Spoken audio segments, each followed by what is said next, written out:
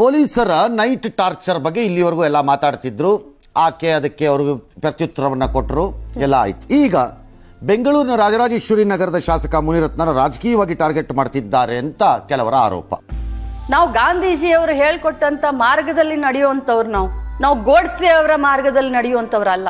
ವಾಜಪೇಯಿ ಅವರ ಜಯಂತಿಗೆಂದು ಹೋಗಿದ್ದ ಶಾಸಕರ ಅವರ ಮೇಲೆ ಲಗ್ಗೆರೆಯ ಲಕ್ಷ್ಮೀದೇವನಗರದಲ್ಲಿ ಯಾರೋ ಮೊಟ್ಟೆನಲ್ಲಿ ದಾಳಿ ಮಾಡಿದ್ದಾರೆ.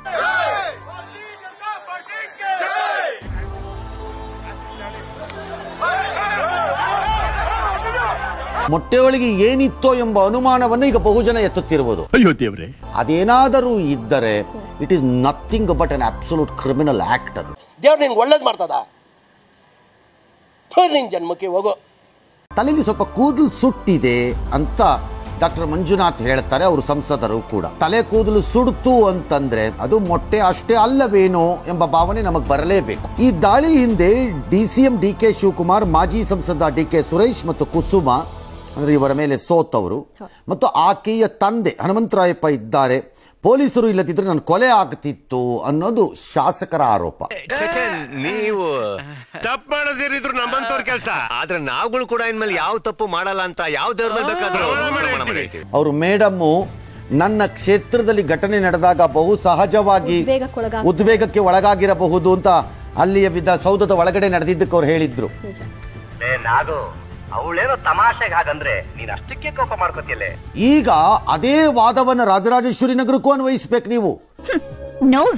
ಅದು ಅವರದ್ದೇ ಕ್ಷೇತ್ರ, ಅವ್ರ ಕ್ಷೇತ್ರದಲ್ಲಿ ಅವ್ರ ಕಾರ್ಯಕ್ರಮಕ್ಕೆ ಹೋಗ್ತಾರೆ. ಯಾರೋ ಒಬ್ಬ ಬಂದು ಈ ತರ ಮಾಡ್ತಾನೆ, ಆಗ ಅವ್ರ ಬೆಂಬಲಿಗರು ಹಿಡ್ಕೊಂಡು ಬಾರಿಸಿದ್ರು, ಉದ್ವೇಗಕ್ಕೆ ಒಳಗಾಗೋದು ಅಂತ ಹೇಳ್ಬೋದು. ತಪ್ಪು ನಡೆದು ಹೋಗಿದ್ದಾಯ್ತಲ್ಲ, ಈಗ ಯೋಚನೆ ಮಾಡ್ತಾ ಕೂತ್ರೆ ಏನಮ್ಮ ಪ್ರಯೋಜನ? ವಾಪಸ್ ಹೋಗುವಾಗ ಅವರು ಬೈ ವೆಹಿಕಲ್ ನಲ್ಲಿ ಹೋಗಬೇಕಾಗಿತ್ತು. ಇಲ್ಲಿಂದ ವಾಕ್, ಇಲ್ಲಿಂದ ಅವರು ರೋಡ್ ಮೇಲೆವರೆಗೂ, ಇಲ್ಲಿಂದ ಅರೌಂಡ್ 50 ಮೀಟರ್ಸ್ ದೂರವರೆಗೂ ವಾಕ್ ಹೋಗ್ತಾ ಇದ್ದಾಗ ಒಂದು ಮೊಟ್ಟೆ ಬಂದಿದೆ.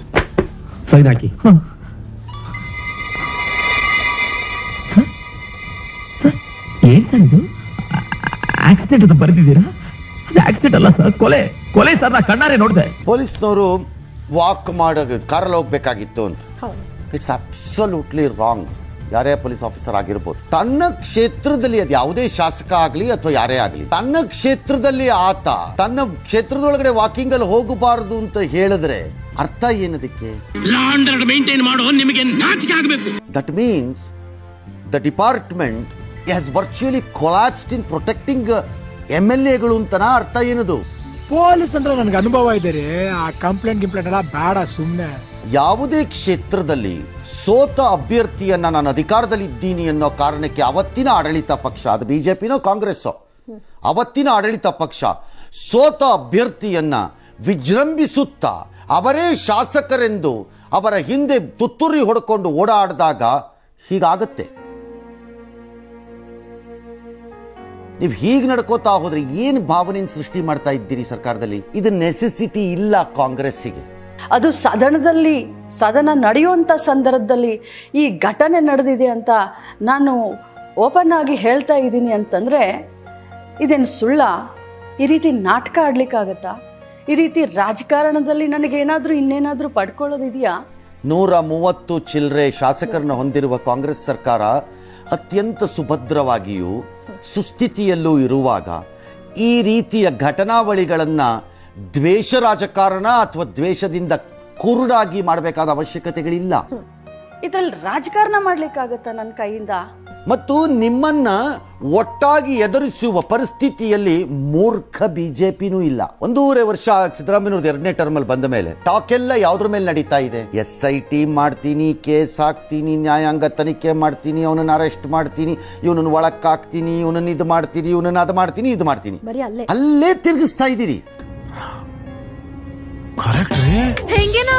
ಅದು ಬಿಟ್ರೆ ಸ್ವಲ್ಪ ಮುಂದಕ್ಕೆ ಹೋದ್ರೆ ಗ್ಯಾರಂಟಿ ಕೊಟ್ಟಿದ್ದೀವಿ. ಆಮೇಲೆ ಆ ವ್ಯಕ್ತಿ ಯಾರ್ದು, ಈ ಕೇಸಲ್ಲಿ ಮುನಿರತ್ನ, ಆ ವ್ಯಕ್ತಿ ತಪ್ಪು ಮಾಡಿದ್ದಾರೆ ಅಂದ್ರೆ ಅದನ್ನ ತೀರ್ಮಾನ ಮಾಡಲಿಕ್ಕೆ ಕಾನೂನು ಇದೆ, ನ್ಯಾಯಾಲಯ ಇದೆ. ನಾಳೆ DK ಶಿವಕುಮಾರ್ ಮೇಲೆ 100 ಆರೋಪ ಇದೆ, ಕನಕಪುರಕ್ಕೆ ಬರ್ಕೂಡ್ದು ಅಂತಂದ್ರೆ ಏನ್ ಅರ್ಥ? ಅದಕ್ಕೆ ಆರೋಪ ಕೋರ್ಟ್ ತೀರ್ಮಾನ ಮಾಡುತ್ತೆ. ಇನ್ನು ಜನ ಬೆಳೆಸಿಕೊಳ್ಳುತ್ತಿರುವ ಅಭಿಪ್ರಾಯ ತೀರ್ಮಾನ ಮಾಡಕ್ಕೆ ಎಲೆಕ್ಷನ್ ಬರುತ್ತೆ, ಎಲೆಕ್ಷನ್ ಬಂದಾಗ ತೀರ್ಮಾನ ಮಾಡ್ತಾರೆ ಜನ. ಅದು ಬಿಟ್ಟು ನಾವ್ ಇತ್ಯರ್ಥ ಮಾಡ್ತೀವಿ ಇದನ್ನ ಅಂತ ಹೋಗೋದು ಗುಂಡಾಗಿರಿ ಆಗತ್ತೆ, ಸರ್ವಾಧಿಕಾರನೂ ಆಗತ್ತದು. ಮತ್ತು ಅಂತಹ ಪ್ರಕರಣಗಳು ನೀವು ಅನ್ಕೊಳ್ತಿರೋ ತರ ನಿಮಗೆ ಬೇಕಾದವ್ರಿಗೆ ಹೆಲ್ಪ್ ಮಾಡುತ್ತೆ ಅನ್ಕೋಬೇಡಿ, ರಿವರ್ಸ್ ಆಗ್ತಾ ಇರುತ್ತೆ.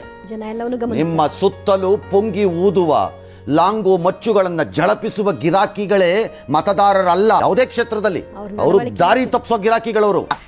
ನಿಯತ ಕಾಲ ಬಿಡಿಬುದೇ, ನಿಯತ ಕಾಲ ಇಲ್ರಾ ಇಲ್ರಾ ಇಲ್ರಾ. Sube, sube, sube el mic, mic. Que vamos, que vamos, que vamos para la gozadera full, baby.